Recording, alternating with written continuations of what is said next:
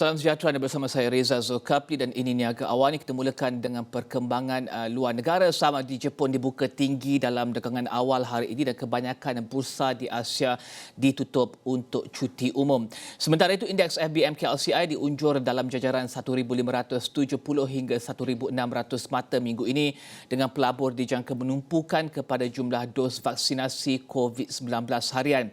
Menurut ahli ekonomi Bank Islam Malaysia Berhad Adam Muhammad Rahim, tren vaksinasi itu penting bagi memastikan negara dapat menghampiri sasaran imuniti kelompok dengan lebih pantas.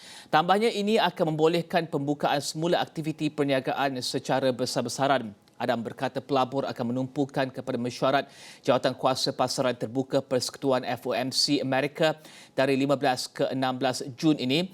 Penggubal dasar di Amerika dijangka mengemas kini unjuran ekonomi buat pertama kali sejak Mac, terutamanya bagi unjuran inflasi dan juga kadar dasar.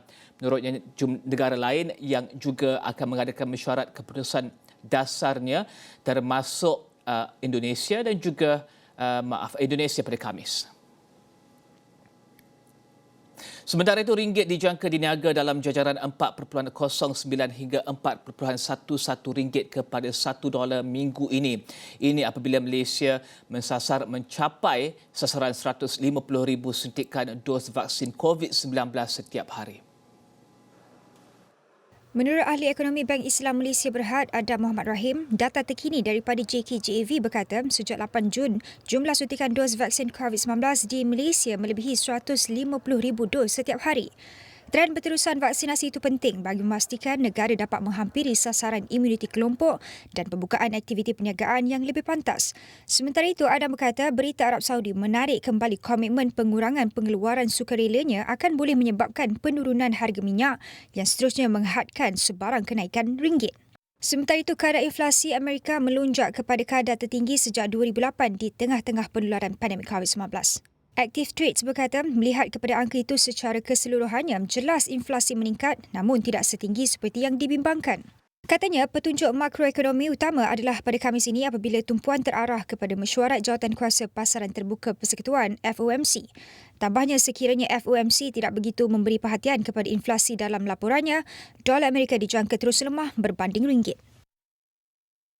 Seterusnya, kontrak niaga hadapan minyak sawit mentah di Bursa Malaysia Derivatives dijangka mengalami pembetulan teknikal pada minggu ini. Ini berikutan data inventori yang lebih tinggi yang dikeluarkan MPOB. Peniaga kanan minyak sawit Interbrand Group, Jimteh berkata, stok sedia ada Malaysia dan Indonesia didapati melonjak sehingga menyebabkan pasaran Jun serta Julai dibanjiri produk minyak sawit. Sebelum ini, data MPOB menunjukkan stok MSM terus meningkat pada Mei 2021 berkembang 7.15% berbanding bulan sebelumnya. Ekspor minyak sawit jatuh 6.01% dari bulan ke bulan kepada 1.26 juta tan pada Mei daripada 1.35 juta tan. Bagaimanapun, peniaga minyak sawit David Eng mengunjurkan harga mungkin menerima kekuatan baharu pada minggu ini selepas penurunannya dijangka menarik minat pembeli. Bagi minggu yang baru berakhir, pasaran ditutup lebih rendah berikutan kebimbangan berterusan terhadap peningkatan pengeluaran dan output yang telah menjejaskan harga. Seterusnya, pelbagai isu termasuk vaksin COVID-19 disentuh dalam persidangan kumpulan G7 di Cornwall. Kita saksikan rangkuman persidangan berkenaan. Perdana Menteri Kanada Justin Trudeau umum yang negaranya akan menyumbang 100 juta dos vaksin kepada negara berpendapatan rendah. Sementara itu, Presiden Perancis Emmanuel Macron turut menyatakan kumpulan G7 komited menyumbang kepada COVAX dan menyokong sasaran 60% populasi dunia divaksin pada akhir tahun depan. Menurutnya, G7 akan sumbang kepada 1 bilion dos dengan separuh akan disumbang sebelum akhir tahun ini. Usaha lain termasuk perbincangan yang lebih pantas dengan WTO dan WHO berkenaan paten dan harta intelek vaksin berkenaan. Tambahnya, G7 bukanlah satu kelab yang mengancam China dan ingin bekerjasama dengan China dalam pelbagai isu termasuk perubahan iklim, pembangunan dan dagangan global. Dalam masa yang sama, isu kedaulatan UK termasuk isu Ireland Utara dibincangkan. Perancis tegaskan ia tidak persoalan kedaulatan UK. Ini selepas komen yang dibuat Macron yang membayangkan Ireland Utara bukan sebahagian daripada UK. Sementara itu, Presiden Afrika Selatan sambut baik petanda awal penggantungan paten vaksin COVID-19. Afrika Selatan bukan ahli G7 namun dijemput untuk bincang bagaimana dana dan pembuatan vaksin COVID-19 boleh ditambah baik. Sementara itu, ada pihak yang kecewa dengan keputusan berkenaan perkongsian vaksin yang dicapai. It's quite interesting to see how they think that 1 billion doses for 1 year would actually end the pandemic. That's really funny because that would not even take care of 5% of the population.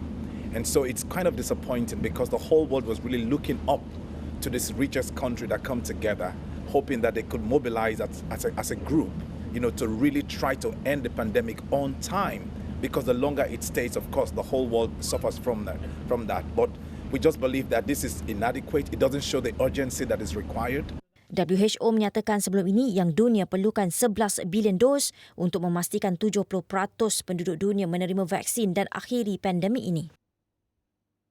Dan kita akan berehat seketika kembali selepas ini.